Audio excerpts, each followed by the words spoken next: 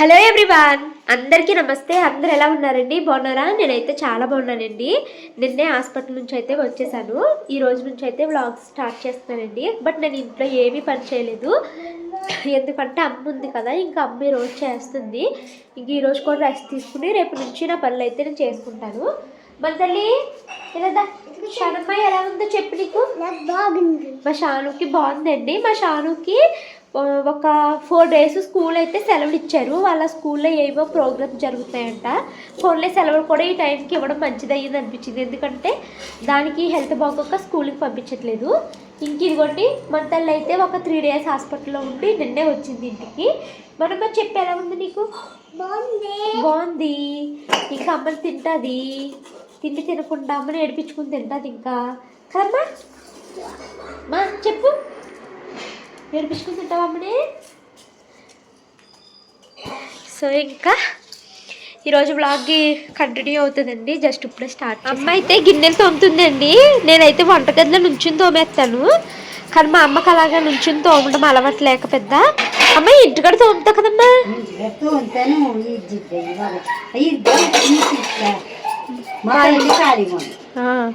మా అమ్మకి ఇక్కడ మా ఇంటి దగ్గర తోమలేక ఇక్కడ అయితే తోముతుందండి. నేనేమో నాకైతే ఈ ప్లేస్ చాలా ఇరుగ్గా అనిపిస్తుంది. నేను ఇక్కడ కూర్చుని తోమితే ఊపిరి అన్నట్టు ఉంటుంది ఏమో నాకు. నేనైతే అస్సలు తోమలేను ఇక్కడ. ఇంకా అమ్మ అయితే తోముతుందండి. నేనైతే అసలు ఈరోజు ఏ పని చేయలేదు. మొన్న మా అమ్మ వచ్చిరాగానే హాస్పిటల్లో జాయిన్ అయ్యాను. ఇంకా మా అమ్మే తోముకుంటుంది, ఇంట్లో పనులన్నీ అమ్మే చేస్తుంది. నేను ఇక్కడ ఇంక వదిలేసాను అనమాట ఒంట్లో బాగోక. అప్పటికప్పుడు వచ్చేసావు కదమ్మా. నేను వద్దన్నానండి మా అమ్మని అసలు, కానీ చెప్పకుండా ఎక్కేసి వచ్చేసింది. ఇంకా మా అమ్మ రావడం తర్వాత మంచిదయ్యింది అనుకున్నాం నేను మా ఆయన, ఎందుకంటే బలూన్ హాస్పిటల్లో పెడతారని అసలు గెస్ట్ చేయలేదు మేము. అస్సలు గెస్ట్ చేయలేదు. అనుకోకుండా హాస్పిటల్లో పెట్టడము, షాను ఇంట్లో ఉండిపోతే ఇంకా అమ్మ చూసుకోవడం అలా అయ్యింది అనమాట. అమ్మ రావడం నాకు చాలా హెల్ప్ అయింది.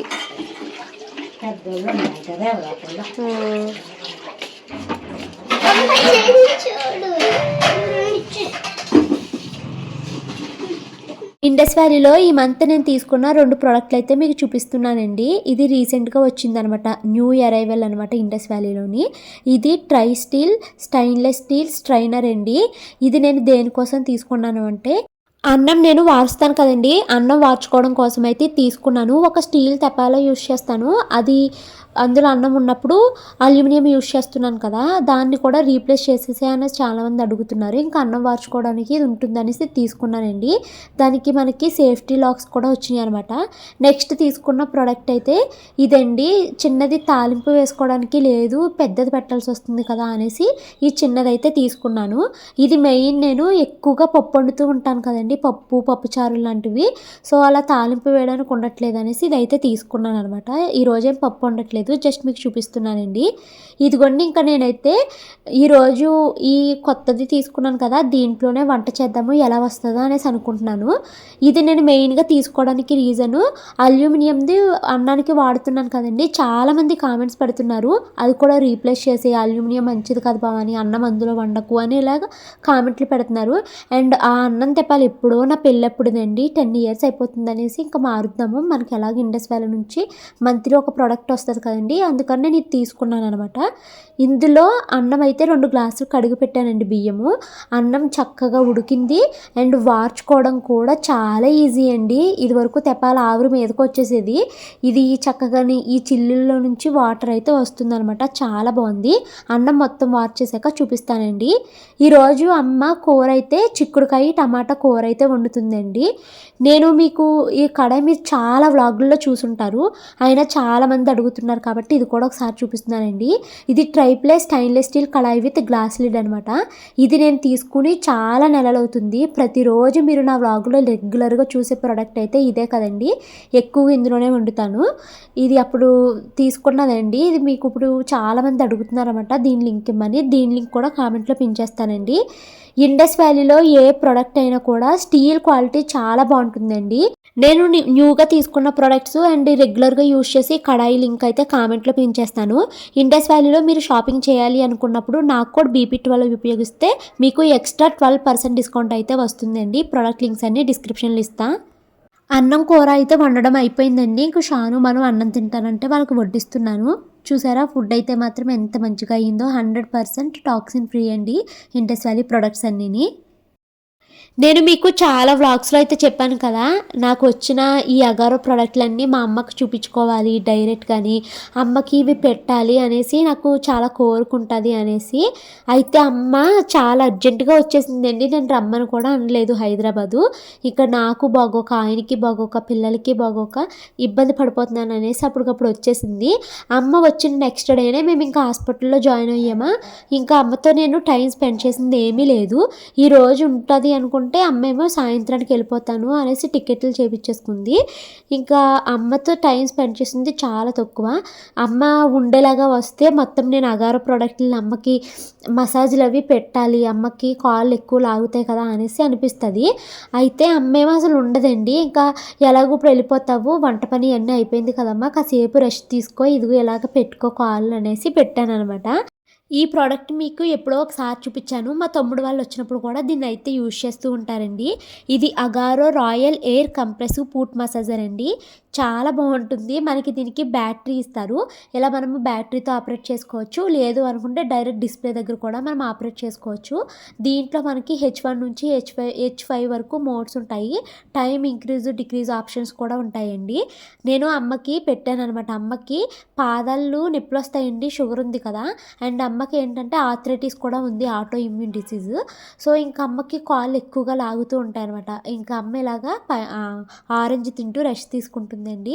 ఈ ప్రోడక్ట్ లింక్ కూడా కావాలి అనుకుంటే చెప్పండి, నేను డిస్క్రిప్షన్లో ఇస్తాను. మా అమ్మ అంటుందండి, ఎంత బాగున్నదమ్మా, కాలుకి ఎవరో వచ్చి నా కాలు నొక్కుతున్నట్టు అనిపిస్తుంది, చాలా బాగుంది చాలా బాగుంది అంటుందండి. నాకు చాలా హ్యాపీ అనిపించింది.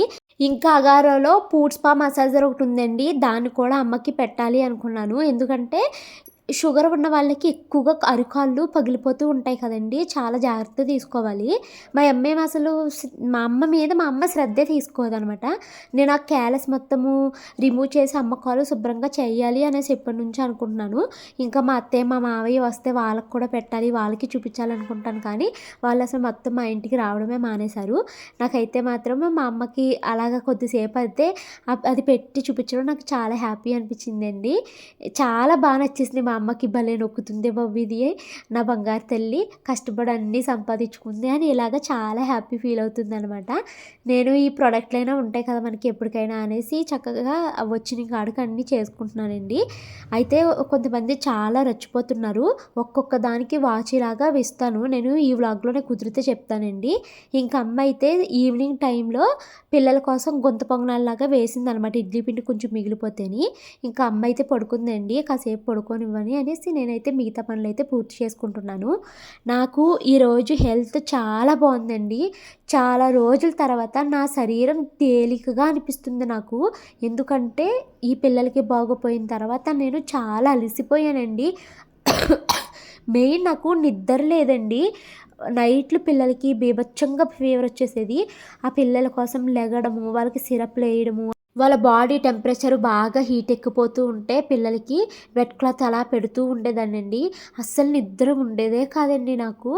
ఇంకా దెబ్బకి నేను కూడా సిక్ అయిపోయాక బీభత్సమైన బాడీ పెయిన్స్ అండి. అసలు కాళ్ళు ఎంత నొప్పులంటే నిజంగా ముసల్దాన్ని అయిపోయానేమో ఇక్కడే అన్నట్టు అనిపించింది అనమాట. అంత నొప్పులు వచ్చాయండి. ఒళ్ళంతా కూడా నాకు నొప్పులే, నేను ఎక్కడ అసలు ఫ్రీగా మూవ్ అవ్వలేకపోయేదాన్ని. అలాంటిది చాలా రోజుల తర్వాత నా బాడీ ఈరోజు చాలా తేలిగ్గా రిలాక్స్డ్గా ప్రశాంతంగా అనిపిస్తుంది అనమాట. ఇప్పుడు నేను అన్ని పనులు చేసుకోగలుగుతున్నాను. మీరంతా కూడా నా పైన చాలా ప్రేమను చూపించారు చేశారు కదండి. థ్యాంక్ యూ సో మచ్ అండి. నిన్న నేను అనుకోకుండా అప్పటికప్పుడు హెల్త్ అప్డేట్ ఇవ్వి భవాని అని చాలామంది కామెంట్స్ పెడుతున్నారు. అన్ని కామెంట్స్కి రిప్లై ఇవ్వలేక అప్పటికప్పుడు నేను కూర్చుని హెల్త్ ఎలా ఉంది ఏంటనేసి ఒక చిన్న వీడియో అయితే పెట్టాను. ఆ వీడియోకి చాలామంది హమ్మయ్య భవాని నిన్ను చూసాము, మాకు ఇప్పుడు చాలా హ్యాపీగా ఉంది అని ఇలా కామెంట్ పెట్టారు. చూసారా ఎంత ప్రేమిస్తున్నారు నన్ను అనేసి, చాలా సంతోషం అనిపించిందండి. మీ అందరికీ నేను ఎన్ని థ్యాంక్స్లు చెప్పినా తక్కువేనండి. ఇక షాను మను అయితే మాత్రము డ్రాయింగ్స్ అవి వేసుకుంటున్నారండి. ఇంకా ఇల్లు అయితే నేను సర్దుతున్నాను అనమాట. ఇంకా షాను వాళ్ళు ఆటలు అయితే మొదలుపెట్టారు. నేను నిన్న చెప్పాను కదండి, నాకు చాలా కోపంగా చిరాకు ఇరిటేషన్ కింద ఉంటుంది అనేసి. అది మా వారికి కూడా అలాగే ఉందన్నాను కదా, పిల్లలకు కూడా అలాగే ఉందండి. ఎందుకంటే చాలా డేస్ నుంచి ఇంట్లోనే అయిపోయారు కదా పిల్లలు. మా షాను అయితే లిటరలీ ఏడుస్తుందనమాట. ఎందుకమ్మా ఏడుస్తున్నావంటే, నాకేంటో బోర్ కొట్టేస్తుందమ్మా, నేను ఉండలేకపోతున్నాను అనేసి అంటుంది. ఇంకెంత ఒక 1 డే ఆగితే స్కూల్కి వెళ్ళిపోతావు కదమ్మా అనేసి అన్నాను. ఇంకా వాళ్ళైతే కాసేపు బొమ్మలతో అవి ఆడుకున్నారండి. ఇంకా పిల్లలు స్కూల్కి వెళ్ళిపోయి అంత నార్మల్ అయిపోతే మా రొటీన్లో మేము పడతామండి. అప్పటి వరకు కొంచెము ఇలాగే ఉంటుంది. అమ్మని ఉండొచ్చు కదమ్మా అన్నానండి. అమ్మ అయితే అసలు ఎప్పుడు మా ఇంటికి ఉండేలాగా రాదు. అసలు మామూలుగానే మా అమ్మ రానే రాదండి. వచ్చినా ఎప్పుడైనా ఇలా హెల్త్ ప్రాబ్లమ్స్ వచ్చి మేము చేసుకోలేకపోతున్నాం అనుకుంటే వస్తుంది. లేకపోతే ఉత్తప్పుడు వచ్చి 4 రోజులు ఉండడానికి రా అమ్మ అంటే రాదనమాట. నేను ముంబై వెళ్ళినప్పుడు వచ్చింది. అప్పుడు కూడా నేను ఊరు వెళ్తున్నాను, పిల్లల్ని చూసుకోవాలంటే వచ్చిందనమాట. మామూలుగా ఉండడానికి రాదు. వచ్చిన తర్వాత నేను ఊరు నుంచి వచ్చాక ఒక్క రోజు ఉంటుందా అంటే ఒక్క పూట కూడా ఉండదండి. మా అమ్మ ఇలా వస్తుంది అలా వెళ్ళిపోతూ ఉంటుంది. ఇంకైతే ఇంట్లో పని అంతా కంప్లీట్ అయిపోయింది. అమ్మ అయితే కాసేపు పడుకుంటుంది అని చెప్పి అనుకున్నానా, మా అమ్మ ఏదో కోడి కుడుకులాగా కొద్దిసేపు పడుకుంటుందండి. అమ్మ ఎక్కువసేపు కూడా పడుకోదు. జస్ట్ ఒక చిన్న న్యాప్ ఇచ్చింది. ఈ లోపల పిల్లలు ఒకళ్ళు కొట్టుకుంటే గట్టిగా ఒక అరుపు అరిసాను అనమాట. ఆ అరుపుకి అమ్మ లెగిసిపోయింది. అసలు వీళ్ళిద్దరు ఒక చాటు ఉంటే ఏదో ఒకటి కొట్టుకుంటూ ఉంటారు. ఇంకా అమ్మకి అయితే తల ఇలాగా చూస్తున్నాను. అమ్మకి తలలో పేలు ఏమి లేకపోయినా కూడా ఇలాగ చూపించుకోవడం చాలా ఇష్టం అనమాట. అమ్మకి ఇష్టం కదా అనేసి నేను అలాగ చూస్తూ ఉంటానండి. ఇంకా తర్వాత ఇంకొక విషయం ఏంటంటే, ఈ ఫీవర్స్ అవి వచ్చి 10 days నుంచి మేము తలస్నానాలు అవి చేయలేదేమో, ఫుల్ డాండ్రఫ్ పట్టేసింది. నా జుట్టు అయితే కుచ్చుల కింద ఊడిపోతుందండి. అంత జ్వరం వచ్చింది కదా, వేడిని తట్టుకోలేకపోయిందేమో. ఇక మను జుట్టు అయితే అది అసలే చిన్న జుట్టు కొంచెమే ఉంటుంది. అది కూడా దువ్వాన పెడితే మను జుట్టు తెగ ఊడిపోతుందండి. మా ఇంట్లో బాగా ఎక్కువగా ఫీవర్తో సఫర్ అయ్యింది మనుకే ఫీవర్ స్టార్ట్ అయ్యింది. బాగా ఎక్కువ లోడ్లో ఫీవర్ వచ్చింది కూడా మనుకేనండి. మను జుట్టు కూడా చాలా ఊడిపోతుంది అండ్ డాండ్రఫ్ పట్టేసిందండి పిల్లలకి నాకును. ఇంకా మనుకైతే ఎన్ని పేలు పడ్డాయంటే, మరి అది మా అమ్మ ఏమంటుందంటే జ్వరం వల్ల అలా పేలు పుచ్చుతాయి అంటుంది. ఎన్ని పేలు పుచ్చిపోయినాయోనండి. ఆ మను పక్కన నేనే ఉన్నానా ఇన్ని డేసును. మను వల్ల నాకు కూడా ఎక్కేసినాయి. ఇంకా మనుకి ఎలా అంటే అక్షింతల్లా కానీ ఎలా దువ్వుతుంటే పడుతున్నాయి అనమాట. ఇంకా డాక్టర్ దగ్గరికి వెళ్తే డాక్టరు ఒక లోషన్ ఇచ్చారు. ఇంకా అమ్మ ఇప్పుడప్పుడే తలస్నానం చేయించొద్దు అనేసి అంది. సాటర్డేనో సండేనో చేపిస్తానండి. అప్పుడు ఆ పేలు మందు లోషన్ అయితే మేము ముగ్గురు రాసుకుని ఇంకా తలస్నానం అయితే చేయాలి. చాలా జుట్టు ఊడిపోతుంది, చాలా డాండ్రఫ్ ఉంది, పేలు కూడా పట్టేసినాయి అనమాట. మనుకే పట్టినాయి. షానుకి నాకు అంత లేవు కానీ మనుకే పట్టేసినాయి అండి. ఇప్పుడు పిల్లలు తలంతా శుభ్రం చేసే వరకు అదొక చిరాకుగా అనిపిస్తుంది నాకు. తలలో పేలు అంటేనే చిరాకు నాకు ఫస్ట్. ఇంకా తర్వాత మా వారు చేపలు తీసుకుని వచ్చారండి. అయితే నేను వెళ్ళి కూరగాయలు కొత్తిమీర అని ఉల్లిపాయలు కూడా అయిపోయినాయి అనమాట. నేను తీసుకొస్తానమ్మా అని లోపల మా అమ్మ వెళ్ళిపోయింది అనమాట షాప్ దగ్గరికి. ఇంకా అమ్మ ఎలా వెళ్తుందో తెలుస్తుందో లేదని మళ్ళీ నేను కిందకు వచ్చేసరికి అమ్మ అయితే ఇక్కడ ఇచ్చుకుంటుంది. ఇంకా ఇక్కడైతే చేపల కూర ఎలా రన్ అవుతుంది ఏంటి అన్నదైతే ఇక్కడ ఉంటుందండి. ప్రాసెస్ అంతా నేను చూపిస్తాను. బ్యాక్గ్రౌండ్లో ఒక దానికి గట్టిగా వార్నింగ్ ఇవ్వాలి. దాని సంగతి అయితే ఇక్కడ చెప్తాను. చాలా రెచ్చిపోతుందండి ఒక అమ్మాయి.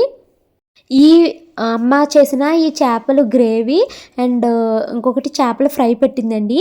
ఆ 2 ప్రాసెస్ని నేను షార్ట్ వీడియోస్ కింద ఎడిట్ చేస్తానండి. అయితే ఇక్కడ నేను చాలా ఒక దానికి గట్టిగా వార్నింగ్ ఇవ్వాలని డిసైడ్ అయ్యాను.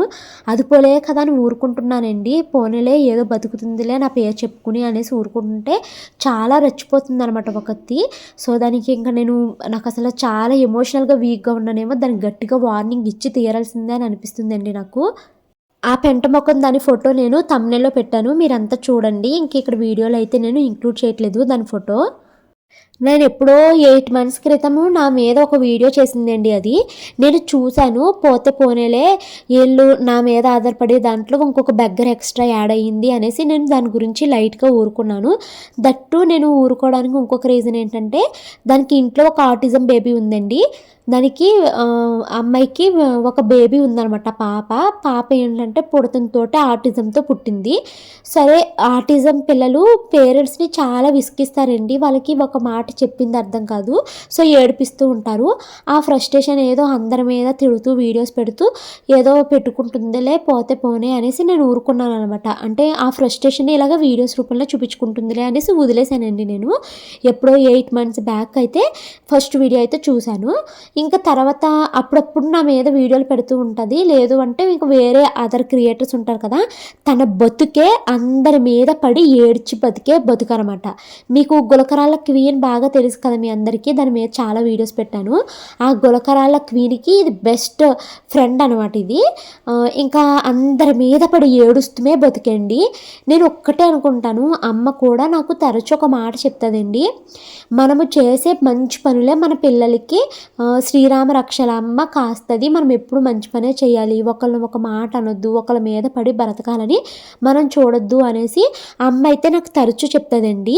అలాగే తల్లి తండ్రి చేసిన మంచి పనులే పిల్లలకి కాస్తాయి అని చెప్తది. తల్లి తండ్రి మంచి పనులు చేస్తే పిల్లలకి మంచిది. తల్లి తండ్రి మా పాప పనులు దుర్మార్గపు పనులు ఒకరిని ఆడిపోసుకుంటూ బతికారనుకో అయ్యే పిల్లలకి శాపనార్థాల కింద తగులుతాయమ్మా. తల్లి తండ్రి బాగానే ఉన్న పిల్లలు జీవితాంతం నరకం అనుభవిస్తారు. కాబట్టి ఒకళ్ళని ఒక మాట అనొద్దు. ఎప్పుడు మంచిగానే ఉండాలి మనము అనేసి అంటది. నేను అడుగుతూ ఉంటానన్నమాట, అమ్మ నీకు ఎంత ఓపికమ్మా, ఎలా పడుతున్నావు ఆ మేరీతోటి, మా పెద్దింట్లో చిన్నమ్మకి ఎలా పడుతున్నావు అనేసి అంటాను. మా మేరీ మా పెద్దింట్లో చిన్నమ్మ మా అమ్మకి టార్చర్ చూపిస్తారు తెలుసండి. అసలు వాళ్ళకి చెప్పిన మాట అర్థం కాదు, అరిపిస్తూ ఉంటారనమాట.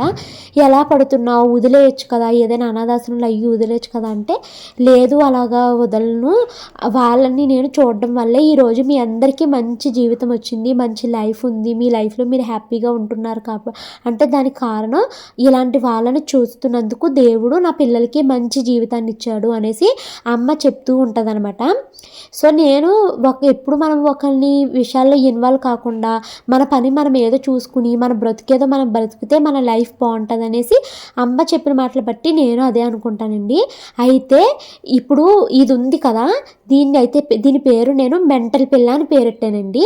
ఎందుకంటే అది అంత మెంటల్ దానిలాగా అందరి మీద పడి సత్తదనమాట. అది దాని పేరు ఏంటన్నది నేను చెప్పను. అసలు దానికి ఊరు లేదు, పేరు లేదు, ఏమీ లేదు.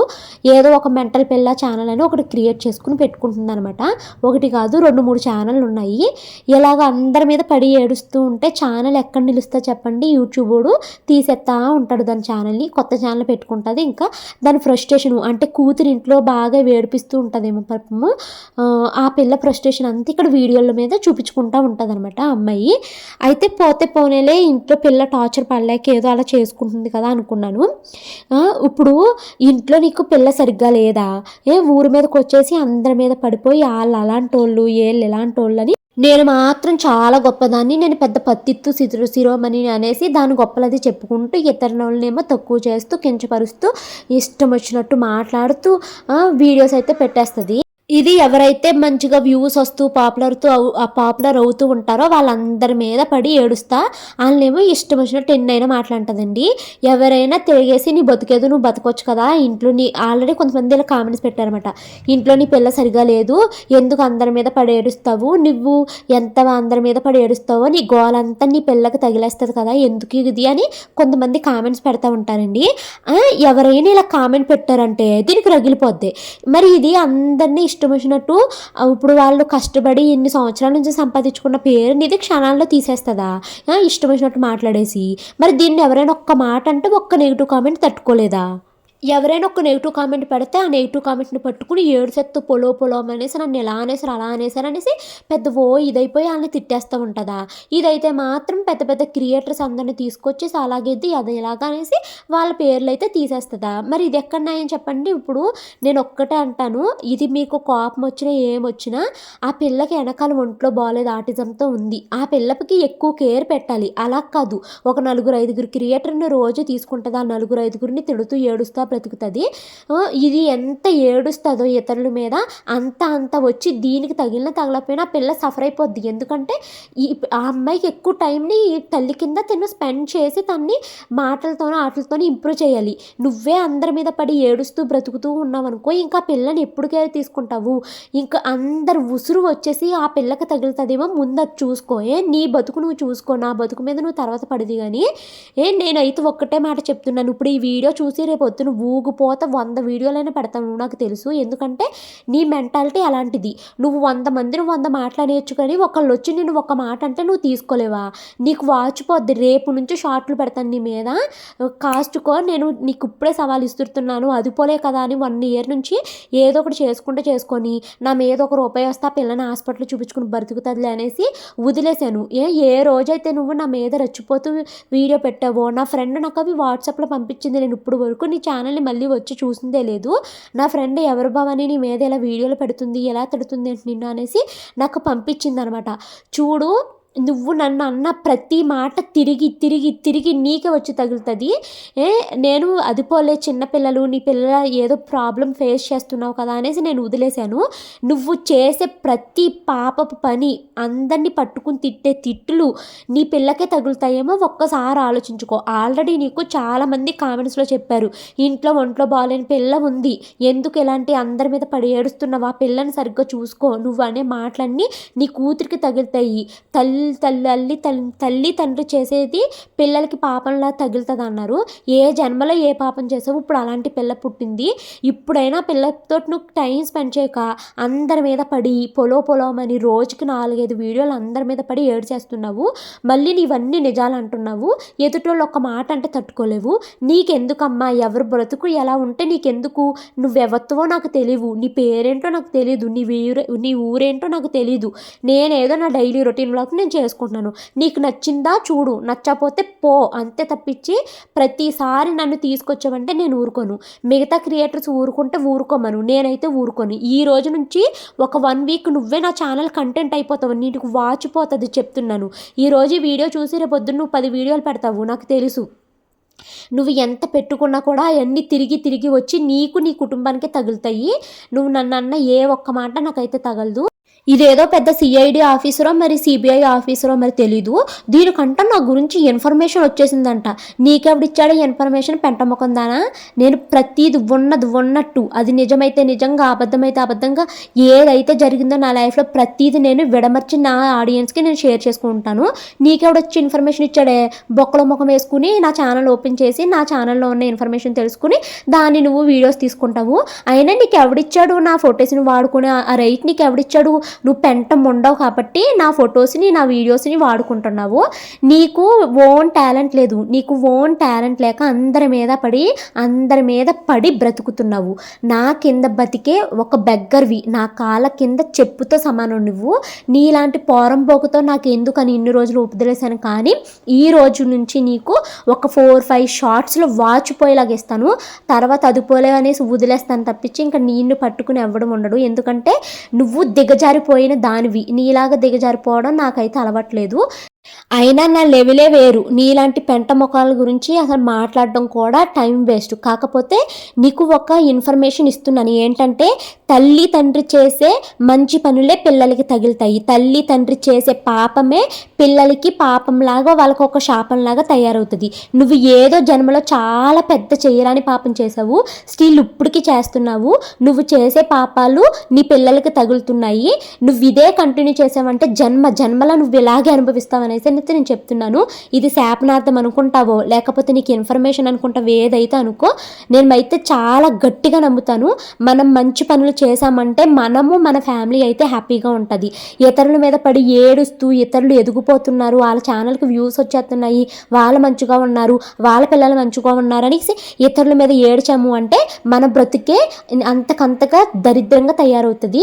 ఆల్రెడీ నీ బ్రతుకు చాలా దరిద్రంగా ఉంది. పిల్లలతో నువ్వు వాయిస్ ఓవర్లు ఇస్తుంటే పిల్ల కేకలతోటి చిరాకుగా ఉంటాయి వీడియోస్లోని.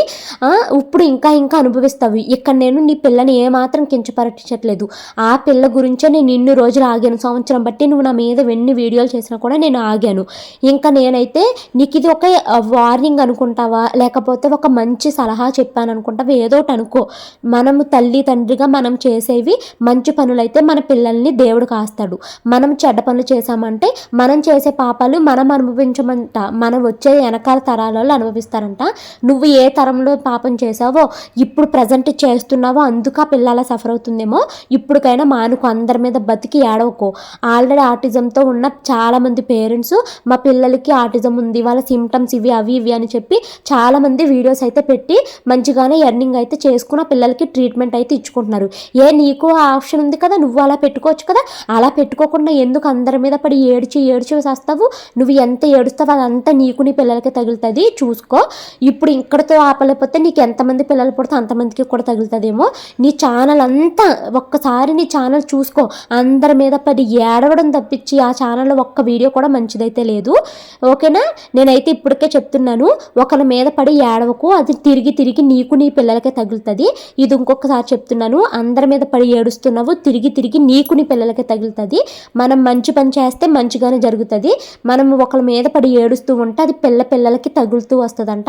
అది మాత్రం గుర్తుపెట్టుకో. ఇంకా నేను నీ గురించి షార్ట్స్లో కూడా చెప్పి 10 మందికి తెలిసేలాగా చెప్తాను. ఏంటంటే మనం మంచి పని చేస్తే మంచి జరుగుతుంది పిల్లలకైనా ఇంట్లో వాళ్ళకైనా, మనం చెడ్డ పని చేస్తే చెడ్డే జరుగుతుంది అనేసి నేను షార్ట్స్లో కూడా చెప్తాను. పోరంబోకుదానా, నువ్వు నా కాలు గోటుతో సమానం. నువ్వు నాకు ఆఫ్టర్ ఆల్ నీ గురించి ఇంత కూడా పట్టించుకునే పని లేదు. నీకు ఒక ఇన్ఫర్మేషన్ ఇచ్చాను, తీసుకుంటే తీసుకో, లేకపోతే మానే. నా మీద ఎన్ని వీడియోలు చేసుకుని బతుకుతావో అంత బతుకు. నేను ఒక బెగ్గర్కి ఒక లైఫ్ ఇచ్చాను, 1 రూపాయి ఇచ్చాను అనేసి అనుకుంటాను అంతే.